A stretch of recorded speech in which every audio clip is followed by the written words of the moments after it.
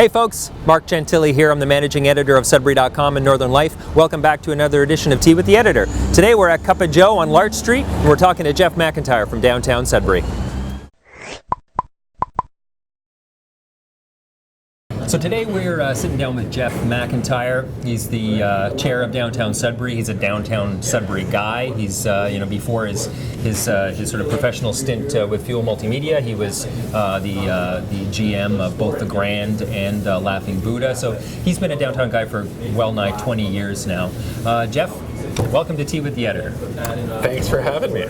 So I guess what I want to establish first is maybe we can talk about downtown itself and how downtown is doing before we get into, because I want to talk about the event center. I want to talk about that debate, but I want to know from you first what is going on downtown, how healthy it is, all that sort of stuff. So maybe you can give us some perspective on what's happening downtown. Well, downtown's had a pretty big renaissance in the past 10, 15, 20 years. I've been downtown for 20 years. I can remember when I first started living, working downtown, there was a period where I was more afraid to walk downtown at 4 or 5 o'clock than I was at 4 in the morning. You had so many students that came into the downtown at that period that were going to the bars, going to the restaurants, and they actually made the downtown vibrant again, right? Yeah. They were coming down in droves. And from that, we saw some restaurants start popping up because you had this nightlife hospitality thing that was really cool and happening downtown.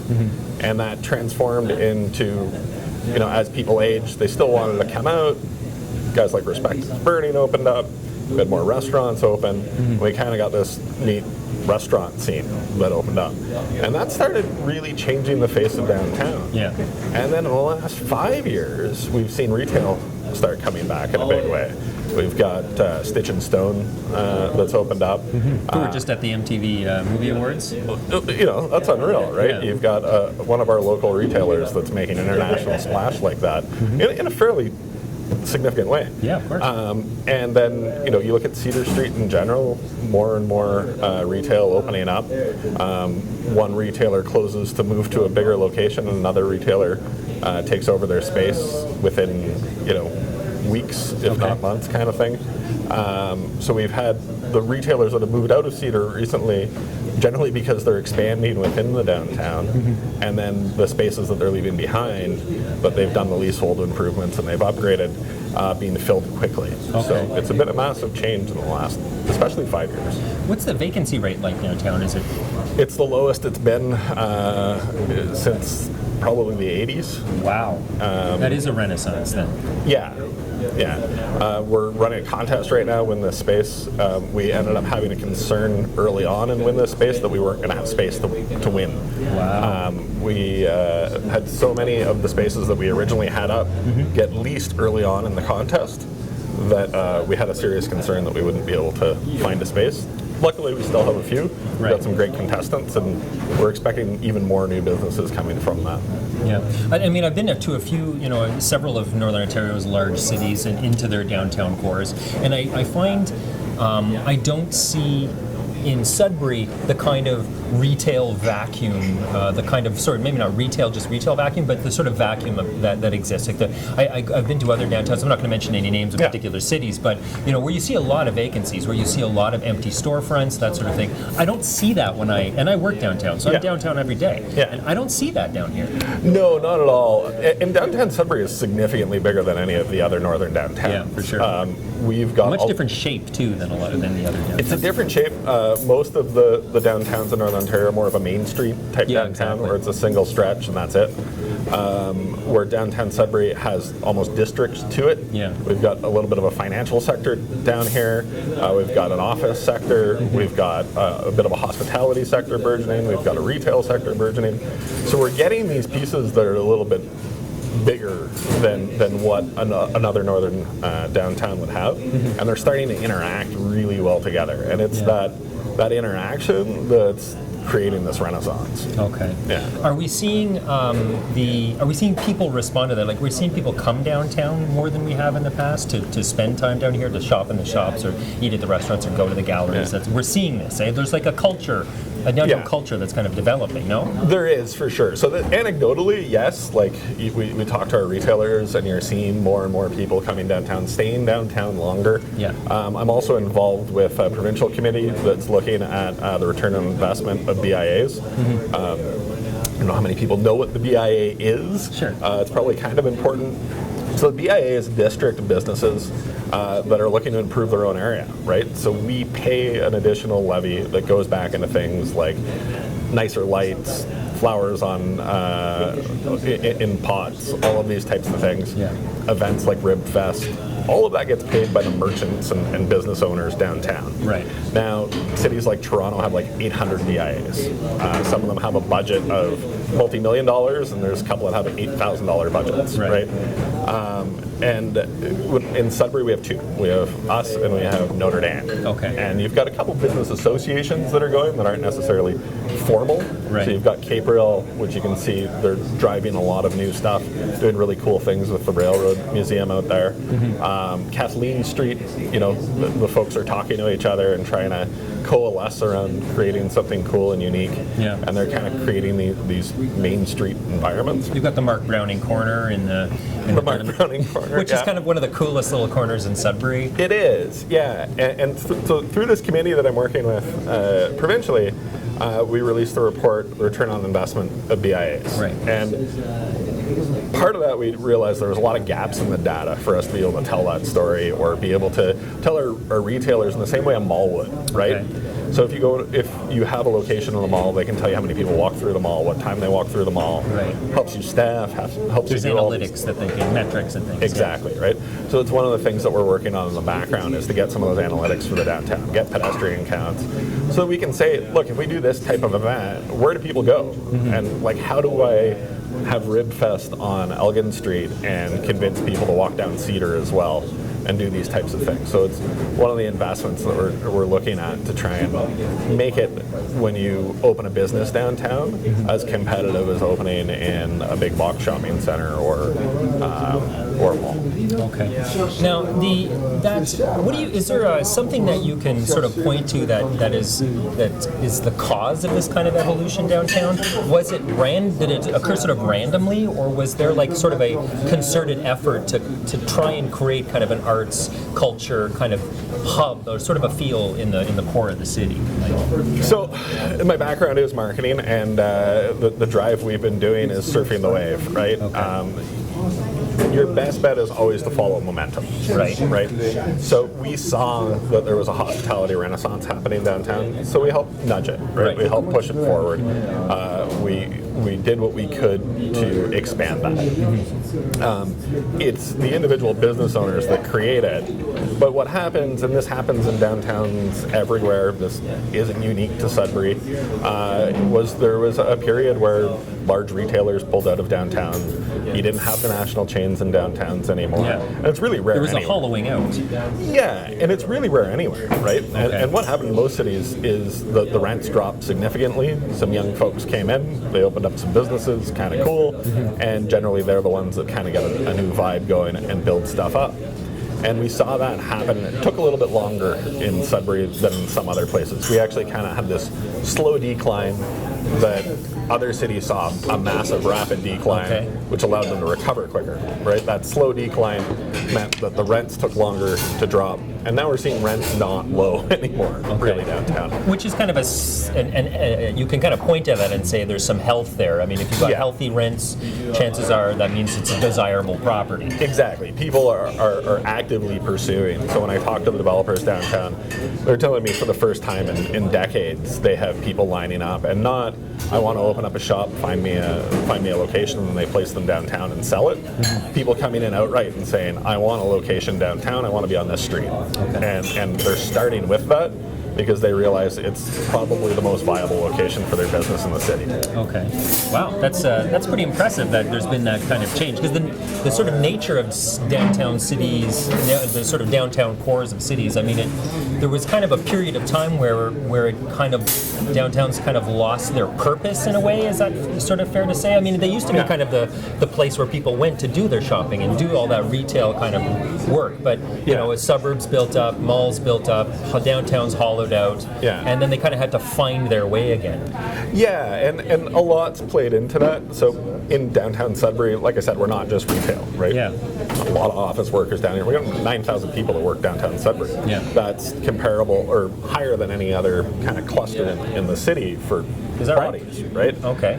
So we've got a significant amount of people that are working in this area.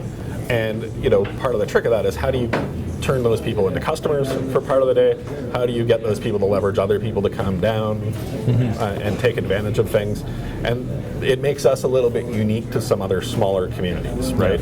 Sometimes people try and compare us to North Bay or, you know, Sault Ste. Marie and stuff like that. Which have very different cores from Sudbury. Like, as you were saying, they do. Just the shape of them is totally different. Yeah. They're, you know, a different geography, but they're a different mix, right? We have this massive white-collar workforce in our downtown, which is really the white-collar workforce for Northern Ontario, right? A lot of the core business comes out of Sudbury and services the north. So we need to take advantage of that, right? And hospitality is a really good access point for that, because it's a good way to keep them for an extra hour, right? Of course. You know, instead of driving home early, come out for, you know, a nice dinner or an appetizer with your coworkers, that type of stuff. Once you can create that culture of them sticking around, well, now it's attractive for a retailer, right? There's bodies on the street. There's people I can sell to. There are people that do fairly affluent in a lot of ways, right? Because it's your white-collar workforce. Of course. So they're very attractive to retailers. And in other communities similar to our size, not necessarily in Northern Ontario, but across North America, they've seen the same kind of pathway, right? And we're following a template, right? We're looking at what works, and we're looking at what is successful in other cities, and we're trying to mimic that, and it's been successful so far. I think in the long run, you're going to see, you know, a harder drive into the downtown because retail models are changing. It's not what it was 5 years ago, right? With the online component, store footprints are shrinking. We're not seeing that in Canada as quickly as they are in the States. There's a few reasons for that, just the way the business models work. But it's coming, and it's coming quickly. You look at a company like Amazon that's gone from, you know, it takes a week to get something to a matter of days. 2 days, to in larger communities in the States, they'll get it to you in an hour, right? And they're working on getting that down to populations of 400,000 in the US right now. And with models pushing it beyond that as well. Of course. That's coming to Canada, right? And there's going to be a period where you run out of toilet paper, you don't run to the store, you push a button. And the idea being, of course, that downtown should offer something that you can't get anywhere else in the community. That you can't get anywhere else, or it's an experience, right? If your retail model is not built on experience, you're going to have a hard time going forward. So that being said, like downtown is evolving, and it's evolving in a healthy direction. Looking at it as a puzzle, what pieces of that puzzle are missing for downtown Sudbury right now? So, there's a few pieces, right? So the residential piece is a big one. Having more people living within the core. Do you know how many are living in the core now? Depends on what people consider the core, right? So directly in what most people would consider the downtown border, right? The business section, I believe it's around 1,000 people. If you go beyond that, it can increase a fair bit. I probably should have looked at these stats before we chatted, but the Downtown Master Plan actually has a target number for that, and it's a significant amount of growth. Now, we have developers that are looking to do that, and when I talk to the developers, they tell me they have holes, right? And their holes generally go around a lifestyle type business, right? What do you mean by that? Butcher shops, places, you know, we've got a cheese shop downtown, which they're pretty happy about now. But those types of, I'm going to go out for a walk on a Sunday afternoon, grab a few things and have brunch back at home, those types of businesses are the ones that make downtown living attractive, right? If you're living in a condo, the area you live in is your backyard. You need green space, Elgin Greenway is part of that. Memorial Park, which is a massively different place in the last 10 years. I go down there and it's all suits eating lunch at lunch now. It contributes to that. But most developers want to see a little bit more. They want to see more Sunday interaction in the downtown. And they want to see more early evening events, right? They want to see stuff that's happening kind of that 7 to 10 range to drive more traffic, more bodies on the street. More sort of family-friendly traffic kind of thing. Okay. And those are elements that downtown Sudbury is kind of sort of working towards or helping to try and finesse, I guess, is maybe a better way of putting it? Absolutely. So one of the things we've done for a long time is events, right? Bring large groups of people down here. What we've done in the last 4 years is instead of us organizing the events, we're going out to the public and saying, hey, we can do the surrounding bits, the porta potties, the licensing, the street shutdown, all of that. Right. But we want people coming up with really unique ideas, right? Come out of the box, do stuff that fits your crowd, so we have some variety, right? Okay. And Up Here was one of the big ones that we did that with. It's a fantastic and unique festival. I mean, there's very few festivals like that, I think, anywhere. It is massively unique. And you look at what they've left behind, it is amazing, right? You've got artwork from world-renowned artists for sure. from working in Sudbury and now wanting to come to Sudbury, right? You guys had a story a couple days ago about Jarvis. About Jarvis coming, and that's a big deal, right, for a city, for a community our size. And it's putting us on the map, right? I love the stuff Up Here, like sodding over Durham Street. I mean, these are kind of inspired and quirky ideas that can only come from the minds of the Up Here folks. Well, and that's why we took this new model, right? One of the realizations is that we're not professional event planners as a volunteer committee or as the people that work there, right? We can put together a really good cookie cutter, right? Here's what you need to do something. But if you want to do unique and you want to do something really special and do something different, you need people that have some drive for a specific thing. Downtown Blues for Food is one of those things that's been around for a long time. It did really well for a long time because you had some people with passion that got behind it. It had a few hard years. Now it's really coming back because you're seeing these people that remember it from their childhood, and now they're becoming part of that committee. Jamie Panis, I give her and her, in memory of her father, a ton of credit for the amount of work she's put into Blues for Food this year. And I think you're going to see an amazing. Oh, it's going to be an amazing event this year, and it's because you have somebody that cares behind it, right? And that's what we wanted to see, was people that were really passionate about an idea. Well, let's take all the roadblocks out of the way and make downtown the easiest place in Northern Ontario to do an event. And we're getting there, right? And we're seeing the fruits of that. Given all of that, how does Sudbury Arena fit into this evolving downtown Sudbury? Yeah. So the success of a lot of our hospitality was driven a lot by the arena. As you said, I used to be involved in the Laughing Buddha. A massive amount of the bills got paid just by having arena events happen, right? The consistency that you get from an event center in a crowd is fantastic. If you're a restaurateur, you know exactly how many people are going to come through the door because you're going to be full. Right. You know you need how many staff, how much food you need prepped. Sure. It's almost like you're doing a catering, which is the top level for a restaurant, right? This is the most money I can make per seat. And it's very close. So on a regular evening, you're going to have good nights, you're going to have bad nights. But when you have events, you've got a consistent night that you can count on, that you can pay your staff.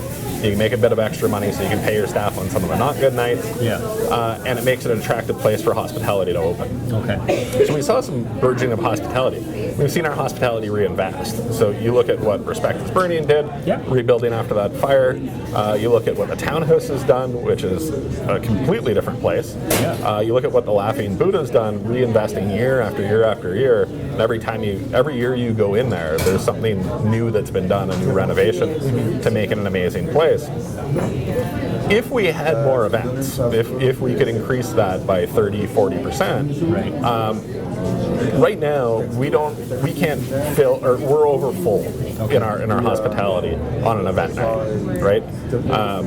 If we have more events, that's going to be true for those extra nights. Sure. And you're going to see more hospitality open up. It's going to become that much more attractive of a business model to be. It's location, location, location. Okay. I'm going to locate where I know there's going to be a high drive of traffic on a regular basis. I'm going to be able to improve my business around that. And then it becomes a domino effect, right? We've seen the Wolves Change Rivers video, right? And it's this, We have, yes. We have, and that's and it's true. And what happens is you get that one piece that helps one segment of the business downtown. Mm-hmm. We talk to our members about why they're down here all the time. And when I talk to the white collar guys tell me hospitality, right? They tell me two things. I need a place for our lower wage white collar workers to be able to get to easily, which is transit, and I need a place that I can attract people to want to work. Right. Because the workforce is more mobile than it's ever been. Yeah. And you need to especially be able, in a car city like Sudbury. especially in a planet like Earth. The internet exists, and it's not a matter of I need to be in Sudbury. Like, I can live in Sudbury and work in Toronto or Kazakhstan, right? It makes no difference. That's true. Depending on what my job is. Now, if I want to have a workforce that's highly mobile and attract them somewhere, I need to be located in a place that's attractive. Yeah, and that workforce wants to be somewhere walkable. Yeah. They want to be somewhere with lots of hospitality options. They want to be somewhere that they can hang out after work. And that's a big part of not just downtown's economy, but Sudbury and Northern Ontario's economy. Sure. Right? If we lose that aspect of having an attractive place for this young workforce, white-collar workforce to want to be, they're going to work somewhere else, right? And we're going to have a very hard time attracting people. One of the reasons I got into the downtowny side of things specifically was I had companies coming to me as a marketing company and saying, I need to attract $300,000, $400,000, $500,000 a year workers to this community. And when I do it, they come, they look at the downtown, and it's not good enough for them. Right. And that's a big key, because those $300,000, $400,000, $500,000 workers are the ones that generate the $50,000 to $100,000 jobs, right? Without them, you don't have the management piece that can create a larger workforce. Which leads me to another question.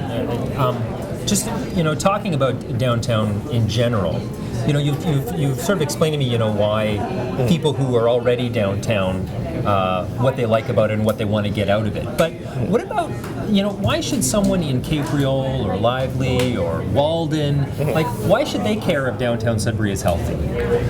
They probably want to pay less tax. And probably.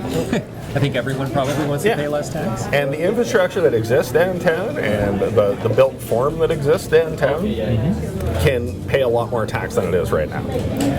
It needs to be full, and it needs to be a very attractive place for people to want to open, do business. And as that happens, rents go up, and as rents go up, building values go up, and as building values go up, your taxes go up. Right. And that means that Sudbury could go from 2%, or from downtown Sudbury being 2% of the city's taxes to being 8% of the city's taxes. That's a big jump. Where's that number come from? That comes from a report that was done by Urban Strategies, I believe. Okay. On Sudbury itself, or? It was done on several downtowns, but Sudbury was one of the focus places. Okay. So, you can see that kind of jump if we could fill the downtown. Now, currently, downtown Sudbury is about 0.1% of the infrastructure of the city. Right. And we're paying 2% of the taxes. That's a pretty good deal if you live in Capreol. Yeah. Right? And if we can get it up to 8 and not move that 2%, that's a really good deal if you live in Capreol. And it's not just about downtown Sudbury. Something that we've been hard driving for years is we want to see local tourism, right? I want to see the guy that lives in Capreol coming downtown once a month, but I'm more than happy to see the guy from downtown going out to Capreol once a month to experience their downtown, right? we need to get our main streets across the board functioning. Sure. Right? We need Main Street Caperell functioning, we need Main Street Chelmsford functioning. And without that, our economies in this sprawl form never going to be able to pay for the infrastructure that we have. Okay.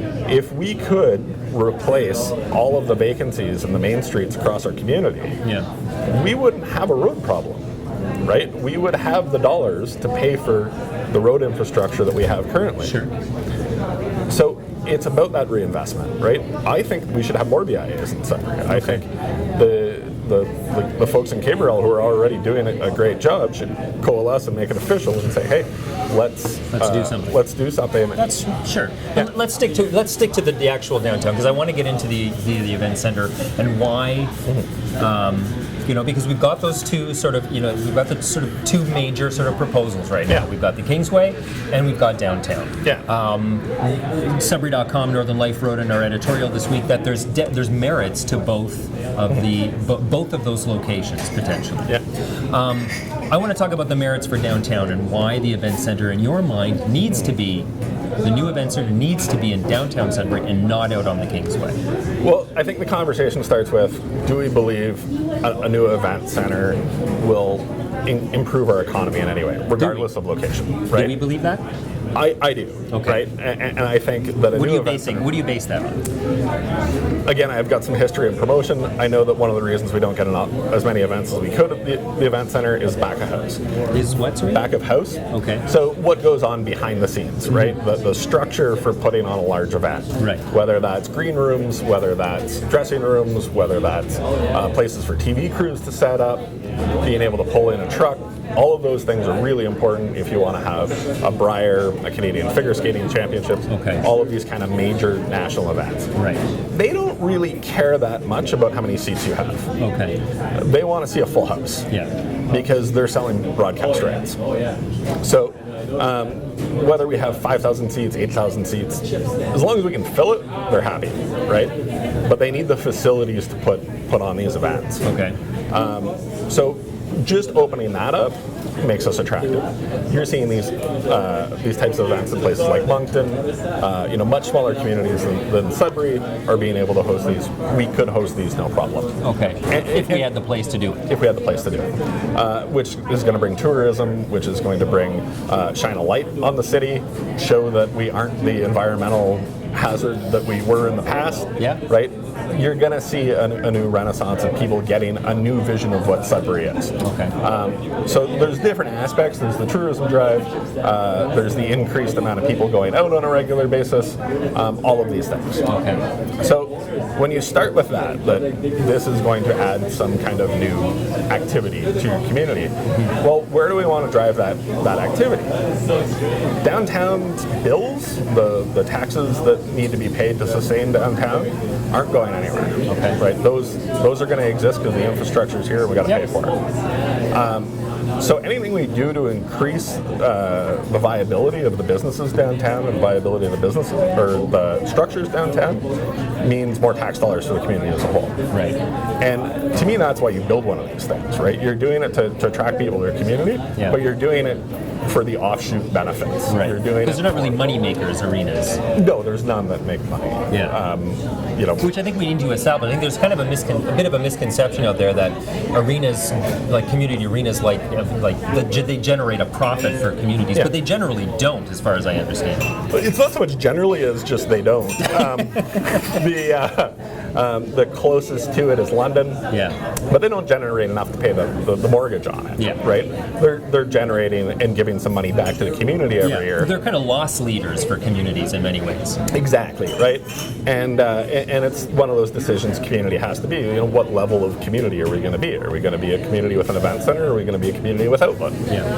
Does that attract another family to the city? Is not having an OHL team something that not necessarily is the deal breaker for somebody, but is one of those things that makes them go, I'm not as excited about my community. It's kind of when they're looking at places to move. From what I've read, and I haven't read as extensively probably as you have, because I'm not as invested in downtown as in the downtown as you are. But from what I've read, when people are looking to move to a community, they're looking at what can I do? Like, what kind of arts and culture kind of stuff are there for me to do? Yeah. What kind of restaurants are there? Are there things for my children to do? Yeah. Is there a good library? Like, is there all? They generally don't look at a community and go, now, are there a lot of potholes? That isn't usually a deal breaker for people, right? Like, the state of the roads isn't usually a deal breaker, because we see a lot of that in the comments online. We'll see, like, why are we building an event center? We should be fixing the roads. And those two things aren't really connected as far as I can understand it. Like, I come from a generation where most of my friends left, right? I grew up in Sudbury, but most people left. And that's true for a lot of generation on both sides of me. Mm-hmm. If you call up any of your friends that left and say, so was it the pothole? Yeah. They're going to laugh at you, right? They left for other reasons. They left for, the grass is greener, or they left for, a job opportunity, all of these types of things. Well, we need to make the grass greener here, and it might not be for somebody living here, but it might be somebody living in another community, and it might be for somebody here that we retain. And having a vibrant downtown is a big part of that. Having amenities like an art gallery, an event center, all of these things are part of that, right? Are part of the marketing of a community. Yeah. And in a lot of ways, a city is sort of a business, right? And what you're trying to do is attract people to your community. And price isn't the sole driver, right? Mm-hmm. If you look at the cities that have the highest numbers of people moving to them, it's not necessarily because they have the lowest taxes. In fact, that's generally not true. It's what kind of quality of life do you have? Yeah. Do I really want to move there? Yeah. And at the end of the day, people move for jobs, but somebody has to create the jobs. And if you can't get the guy that wants to create the jobs to move to your community, you're not creating jobs. That's true. So it does end up boiling down to quality of life at the end of the day. Okay. Looking at the big projects, the Sudbury big projects, I mean, we've got an event center on that people want to do. We've got Place des Arts, which is sort of a French arts and culture center. We've got the art gallery and the public library. Yeah. And we've got the Synergy Center, which is sort of a convention center, performance hall, kind of a mix. Is there space downtown for all of these new builds and the Elgin Greenway? Yeah. That's just an easy yes. Okay. So, when we talk to other communities about like the process that they went through, this argument happened everywhere. There's nowhere that an event center went into a downtown location that people didn't go, oh my God, where are you going to put it? Yeah. And the same thing goes for art galleries and library. And whenever those things get located in downtown. So we can fit them here. There's tons of room to fit it.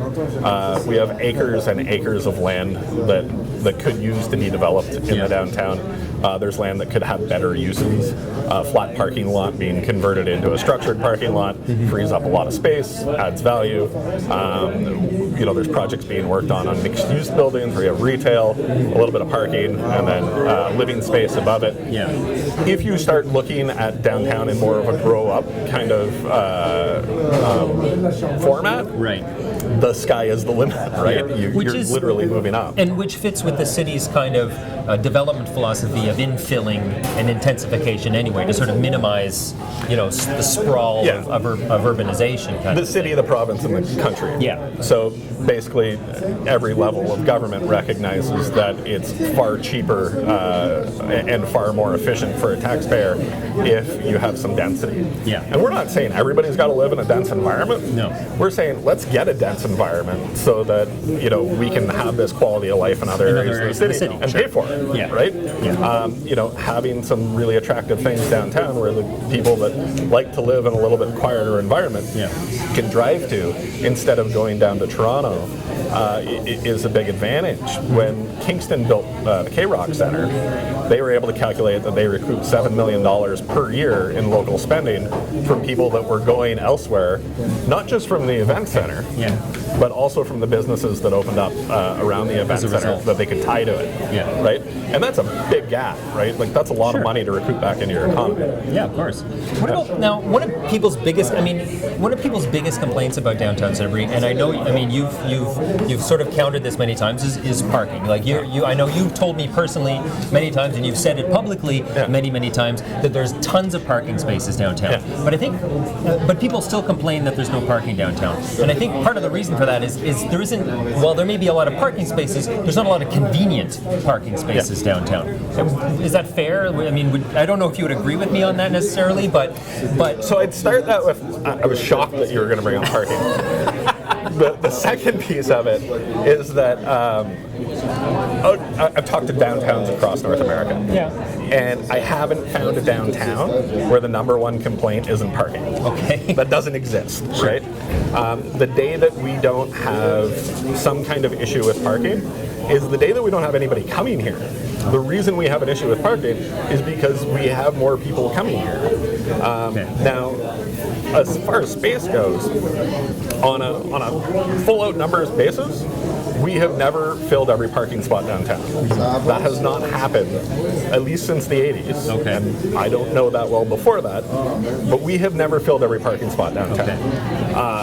Now, on the convenience issue, that's a different discussion, right? And there's better ways. Because they're spread out quite out over a fairly wide area. Yeah, they're spread out, but they're it's access to the right spot at the right time is what it really boils down to, right? If I'm coming down because I got to pick up a suit at Reg Wilkinson's, I don't want to park somewhere and walk 5 blocks to get that suit. No, of course right? not. I want to pop out, I want to grab my suit, and I want to go, right? I've got somewhere else to be that day. If I'm coming down because I want to have lunch and hit 5 shops, whether I'm in front of one of those shops is a lot less of a concern to me, right? I'm already here to walk around. Yeah. If I work downtown, I might like the convenience of parking where I work, but I'm probably willing to walk a little bit more, grab a coffee on my way into work and things like that. Sure. So, and this is going to be a forever battle with the community, the city, and downtown is how do you best align that, right? Yeah. How do you best align those needs of the guys that work downtown every day, the guys that are coming down for 20 minutes, and the guys that are coming, people that are coming to spend the afternoon, right? And as we develop that, that's always going to move.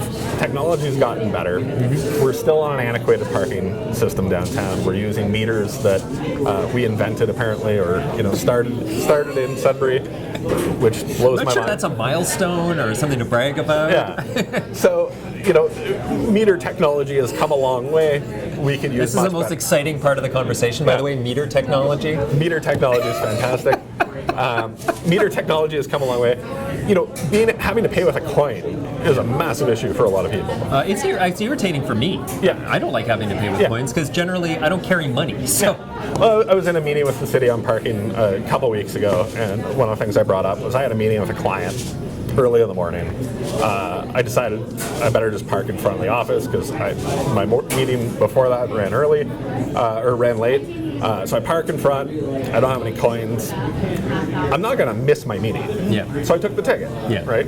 Forget it. For the $20 parking space. Right? So I went up to my office and I sat in my office and I had my meeting and I saw the meter maid come by and give me my ticket and I went, that sucks. Yeah. And then did I move my car after that? Of course not. You've paid for a full day of parking. I've already paid for the full day. So I went on my phone and I paid for the parking on my phone. Yeah. Now if I could have paid for the parking on my phone when it was originally on the street, it would have got moved and and a customer could have used it, right? So there's some things that can be done to kind of there's better ways to manage the situation. Manage it. And to the city's credit, they're working with us right now on some of those aspects, trying to find better ways. Signage is a huge piece. Just people don't know what's a private lot, what's a public lot, making that clear. As somebody that had a private spot downtown and lived downtown at the same time, I had arguments with people that would say, well, you don't need your spot, it's after 5 o'clock. When I was trying to come home at 10 o'clock at night or 2 o'clock in the morning and them saying, no, you can't have your spot. I'm like, well, I live here. Yeah. This is my spot. I pay for it the whole time.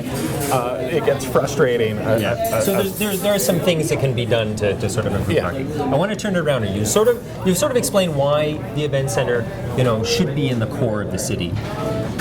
What happens if it isn't? What happens if the city decides, okay, well, we're going to go with the Kingsway development for this project? What happens to downtown in that instance? We're not going to stop fighting, right? Like, we're going to keep trying. I mean, try to keep improving the downtown. Oh, I right? see. Okay. We'll keep moving forward. We'll keep trying to do things. But will it? But at the same time, it's going to set us back. Okay. It will. And that's what I want to get at. What is going to happen? I mean, what's the sort of, and I don't want to go worst case scenario. I want to go sort of conservative case scenario. Yeah. The event center goes out on the Kingsway. There's no longer something in downtown Sudbury. What can people expect? Yeah. So the dollars flowing into our hospitality reduces. Yeah. Very likely that some retract somewhat, whether that means not reinvesting back into themselves, whether that means not being able to stay afloat. I hope neither of those happens, but it is a reality that could be likely. Okay. And then if we see that goes, the wolves change rivers, right? As the hospitality doesn't grow at a great rate, that can affect our white-collar workforce. And as our white-collar workforce doesn't want to stay the extra 2 hours in the evening, that affects the retail component downtown. And as the retail component isn't doing as well, that affects the amount of people that want to live downtown. Yeah. And it's an overflow, right? And as that happens, that means the landlords that are downtown need to lower rents to retain those businesses. Yep. That means less taxes for the community. Yep. Or no taxes for the community. A lot of people don't realize that if there's a vacancy in a commercial space, that landlord can go out and apply for a tax credit and not pay tax on that part of that unit, which means the city's losing money. So tax dollars go down. Yeah, and none of the costs change. Yeah. The city still has to pay the same amount of money to service the downtown. Sure. We get less people parking downtown. That means less parking revenue. But you still got to pay the same amount of money to check the meters. You're talking about an increased cost for the entire community as the downtown doesn't do as well. Okay. Even with that'll happen. You're saying because even if the city decides that the event center is not going to go in the core, the city is still planning on moving forward with Place des Arts and Synergy Center and the art gallery and the public library and the Greenway. Those elements will still be. Will that mitigate it somewhat? I think it might mitigate it a bit, but an art gallery is a different beast than an event center. No, right? In an art gallery, people come and go as they please. They come in, they see a few things, they leave. Yeah. In an event center, you get a herd of 4,000 to 5,000 people come at one time. That herd creates, demand for parking. So people come a little bit earlier. They go to our restaurant before. They go for a drink after. These types of things are more likely to occur. Yeah. And that's why you want an event center. That's for sure. Frankly, why True North wants an event center, right? They need some way to get people to go to that plot of land. Yeah, of course. Now, if you move that out of the downtown and you get some new build out there, but downtown doesn't do as well, that doesn't mean new tax dollars for the community.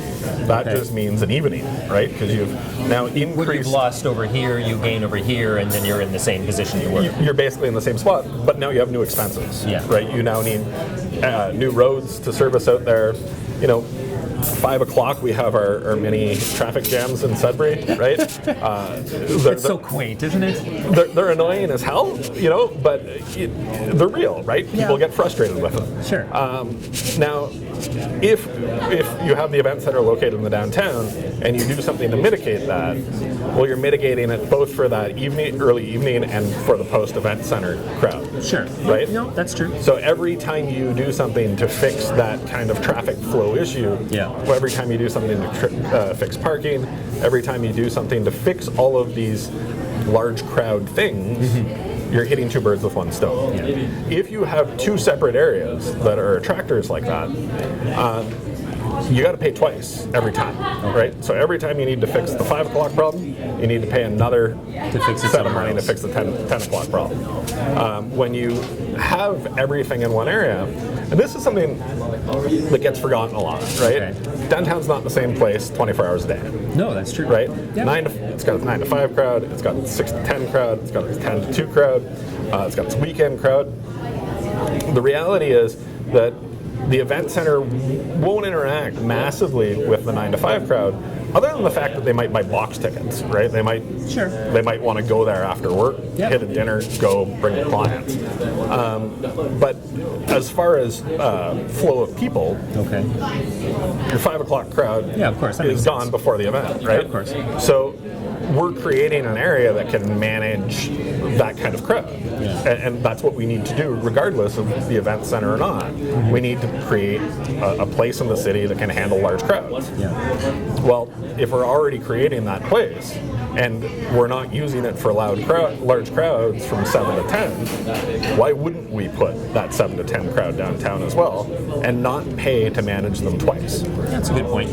Now, there's been a pretty strong lobby that's grown up pushing for a downtown event center. It's very organized. You've got social media aspects. You've got, Lisa, you're a marketing guy, so that kind of makes sense. Do you have any idea how well your lobbying efforts are going, or anything that you want to share with us about how well your lobbying efforts are going?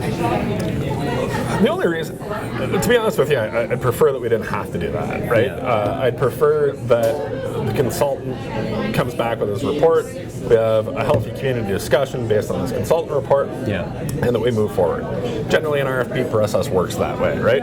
Everybody throws their pieces in, you have a good community discussion once everybody's played their cards, and then you decide on the best location. Unfortunately, we couldn't do that, right? We had one proponent that was really heavily marketing, and they had a good lead time on you guys in some ways. We didn't have the time or the resources to fight this for 2 years, and we weren't going to. We brought our case forward. We've used facts. We've used experts. We've brought economists forward. We brought architects forward. We brought planners forward. We brought event managers forward. We brought the artist community forward. And everybody's saying downtown makes the most sense. Frankly, I'm trying to go out in other communities and find people that are telling me otherwise, and I'm having a hard time, right? I'm going to Windsor, and most people are pointing me, we probably should have built it downtown. I'm going to London trying to find people, would it be better if I built it on 401? And people telling me that I live close to the 401 and it's better downtown. The reality of these structures is they function better in a downtown community. They become part of the community building, the identity of the community. And, when people visit your community, they're now in the core, right? They're right in the middle of it. And they're not on a highway right next to the exit to the community, right? That's a drastic difference. Yeah, of course. So, what we're trying to do is get that message out. There's been a pretty picture painted for one organization. Which is to them, to their, they have the advantage of actually having some kind of, plan. They have a project. They have something they can say, this is what we want to do. Downtown doesn't have that, hasn't had that opportunity to. You can sell the location of downtown, but you can't sell a project in the same way that True North has had that advantage. Yeah, so in general, when a city builds something of this scope, that should go to an RFP. If I walked into the city and said, hey, listen, I'm going to handle your communications. Just give it to me. Here's the price. It'll be great. Right? The city would laugh at me. Most likely. And if I made a really good case, if I said, I can manage your communications, I can do it this much cheaper, and you're going to save this much money, and customer satisfaction is going to go up, they still wouldn't give it to me. They'd go, oh my God, there's a case here for a private group to manage this. And they'd put out an RFP, and they'd get the best companies that they possibly could to bid on it, and they'd build the best possible scenario. And that's what we'd like to see is, let's take a look at what the best location in the community is. Let's start with that, because regardless of who the operator is, regardless of the look of that building, the location is really going to be the economic impact for the community. Then let's take a look at who can build this better than anybody else, and at a great price, and with the most amenities, and within our budget. Okay, now let's build it. Now let's go out, and this is the other piece. Who manages it, right? And I don't think anybody's asking the city to manage this thing. We're not. I don't think anybody in the city is. And we've got another process now where it looks like somebody's trying to jump the queue. if we're going to privatize the management of our event center or our arena, we should be asking everybody that wants to do this kind of thing to put in a bid. Proposal. Sure. Because, we got one. It looks like it might be good. Yeah. There might be better. I would think that the city's procurement policies demand that they go to RFP for that sort of thing, not deal with one operator. Yeah, I would hope that you don't just hand it to the first person who walks through your door. I'm pretty sure they can't. I'm pretty sure the bylaw stipulates they go to RFP. I think the proposal that they're trying to make is that this is an amendment to a current deal. I would say that this is a change of scope. You're going from tenant to landlord. That's a pretty big gap.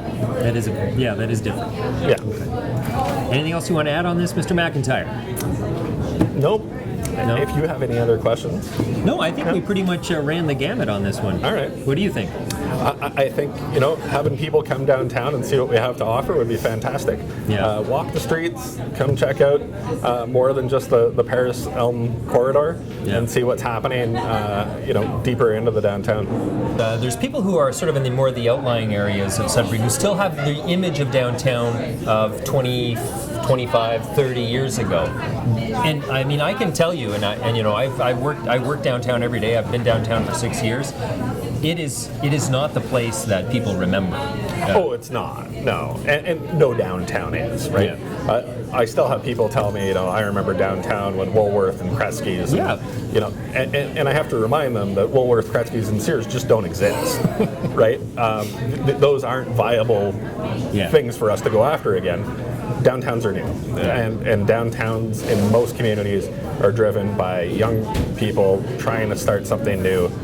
Somebody like Stitch and Stone that's making an impact across North America out of a small shop in a downtown, right? Yeah. And that's the business that we need to try and attract. Excellent. Yeah. Mr. MacIntyre, I really appreciate you giving your time to us today. Thanks. Okay, I think I have a better picture of the health of the downtown core and the impact an event center can have on the entire city after my conversation with Jeff MacIntyre today. I hope you feel the same way. I want to thank Cup of Joe Espresso Bar for hosting us today. It's a fantastic coffee shop in the downtown of the city on Large Street. Next time you're down here, come check them out, give them some business. They're great people. And if you have any ideas for who you would like me to sit down and have tea with, let us know in the comments below. I want to thank you for tuning in to Tea with the Editor, and we'll see you next time. I'm Mark Gentili for Sudbury.com.